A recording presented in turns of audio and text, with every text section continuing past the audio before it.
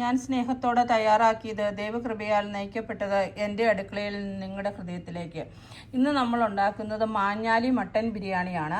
വളരെ പെട്ടെന്ന് ഈസി ആയിട്ട് ഉണ്ടാക്കാൻ പറ്റും. കുറച്ച് അധികം ചേരുവകളൊന്നും ആവശ്യമില്ല, ദം ഇടേണ്ട ആവശ്യമില്ല. അത് നമുക്ക് ഡയറക്റ്റ് പ്ലേറ്റിലേക്ക് വിളമ്പുകയും ചെയ്യാം. പെട്ടെന്ന് നോക്കാം എങ്ങനെയാണ് മാഞ്ഞാലി മട്ടൻ ബിരിയാണി ഉണ്ടാക്കുന്നതെന്ന്. മട്ടൺ ഉണ്ടാക്കുന്നതിന് വേണ്ടിയിട്ട് മഞ്ഞൾപ്പൊടി, മീറ്റ് മസാല, ഗരം മസാല, അതുപോലെ തന്നെ ഇഞ്ചി, വെളുത്തുള്ളി, പച്ചമുളക്, തക്കാളി എല്ലാം നന്നായിട്ട് മിക്സ് ചെയ്ത് ഇത് 1 മണിക്കൂർ മാറ്റി വെച്ചതാണ്. മട്ടൺ വേകാൻ വേണ്ടിയിട്ട് 1 ഗ്ലാസ് വെള്ളവും കൂടി ഒഴിച്ചു കൊടുത്തിട്ടുണ്ട്.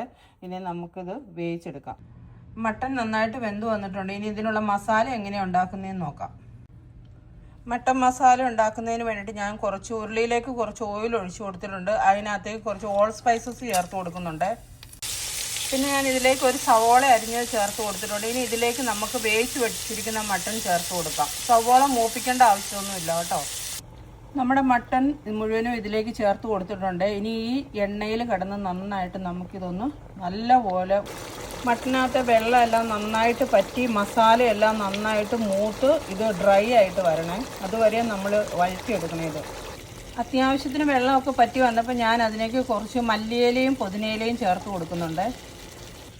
നമ്മുടെ മട്ടനകത്തെ വെള്ളമെല്ലാം പറ്റി നല്ലപോലെ റോസ്റ്റായി വന്നിട്ടുണ്ട് കേട്ടോ.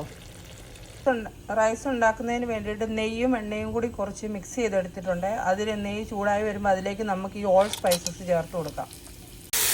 സ്പൈസസ് മൂത്ത് വന്നപ്പോൾ ഞാൻ അതിലേക്ക് 1/2 മണിക്കൂർ കഴുകി വാരി വെച്ച് അരി ചേർത്ത് കൊടുത്തിട്ടുണ്ട്. ഇനി അരി ഒന്ന് വെള്ളം ഇതിലുള്ളതെല്ലാം ഒന്ന് നന്നായിട്ട് ഡ്രൈ ആകുന്നത് വരെ നമുക്കൊന്ന് ഇതിലൊന്ന് വറുത്തെടുക്കണേ.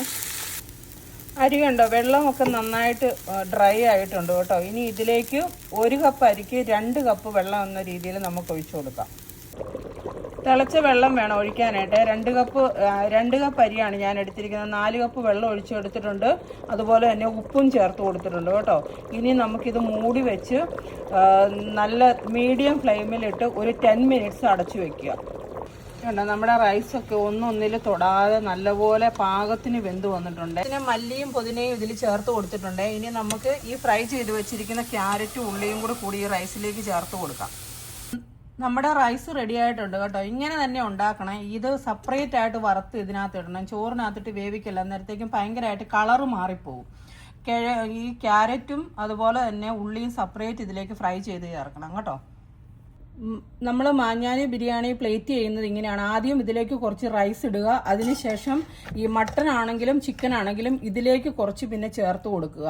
അതിനുശേഷം ഇതിന് നമുക്ക് ആവശ്യത്തിനുള്ള മട്ടൺ ആണെങ്കിലും ചിക്കൻ ആണെങ്കിലും ഇതിലേക്ക് ഇടുക. അതിനുശേഷം വീണ്ടും കുറച്ച് റൈസും കൂടി കുറച്ച് റൈസും കൂടി വീണ്ടും ഇതിലേക്ക് ചേർത്ത് കൊടുക്കുക. ഇങ്ങനെയാണ് മാഞ്ഞാലി മട്ടൺ ബിരിയാണി പ്ലേറ്റ് ചെയ്യുന്നത് കേട്ടോ.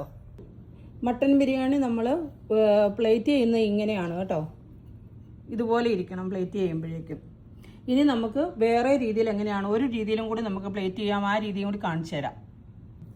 ഇനി രണ്ടാമത്തെ രീതി ഇതാണ്. ഇങ്ങനെയാണെങ്കിലും നിങ്ങൾക്ക് പ്ലേറ്റ് ചെയ്യാം, ഇങ്ങനെ വേണമെങ്കിലും പ്ലേറ്റ് ചെയ്യാം. ഞാൻ ആദ്യം കാണിച്ചതുപോലെ വേണമെങ്കിലും പ്ലേറ്റ് ചെയ്യാം. ഈ 2 രീതിയിലും നമുക്ക് മാഞ്ഞാലി മട്ടൻ ബിരിയാണി പ്ലേറ്റ് ചെയ്യാം.